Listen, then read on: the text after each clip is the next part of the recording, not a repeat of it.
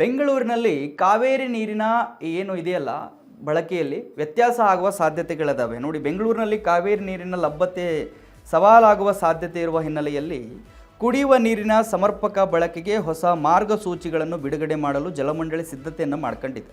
ಈ ಬಗ್ಗೆ ಜಲಮಂಡಳಿ ಅಧ್ಯಕ್ಷೆ ಮಂಜುಳಾ ಮಾಹಿತಿ ನೀಡಿದ್ದಾರೆ. ಪ್ರಸ್ತುತ ಕಾವೇರಿ ಜಲಾಶಯದಲ್ಲಿ ಸುಮಾರು 17 TMC ನೀರು ಲಭ್ಯತೆ ಇದೆ. ಆದರೆ ಈ ನೀರು ಕೇವಲ ಬೆಂಗಳೂರಿಗಷ್ಟೇ ಅಲ್ಲದೆ ಮಂಡ್ಯ, ಮೈಸೂರು ಸೇರಿದಂತೆ ಹಲವು ನಗರಗಳು ಮತ್ತು ಜಿಲ್ಲೆಗಳಿಗೂ ಪೂರೈಕೆಯಾಗುವುದರಿಂದ ನೀರಿನ ಬಳಕೆಯಲ್ಲಿ ಕಟ್ಟುನಿಟ್ಟಿನ ನಿಯಮಗಳನ್ನು ಜಾರಿಗೆ ತರುವ ಅಗತ್ಯವಿದೆ ಅಂತ ಹೇಳಿ ಅವರು ತಿಳಿಸಿದ್ದಾರೆ.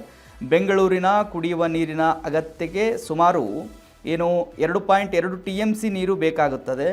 ಹೀಗಾಗಿ ನೀರಿನ ಅನಗತ್ಯ ಬಳಕೆಯನ್ನು ತಡೆಯುವ ಉದ್ದೇಶದಿಂದ ಶೀಘ್ರದಲ್ಲೇ ಹೊಸ ಮಾರ್ಗಸೂಚಿಯನ್ನು ಪ್ರಕಟಿಸಲಾಗುವುದು ಅಂತ ಅವರು ತಿಳಿಸಿದ್ದಾರೆ.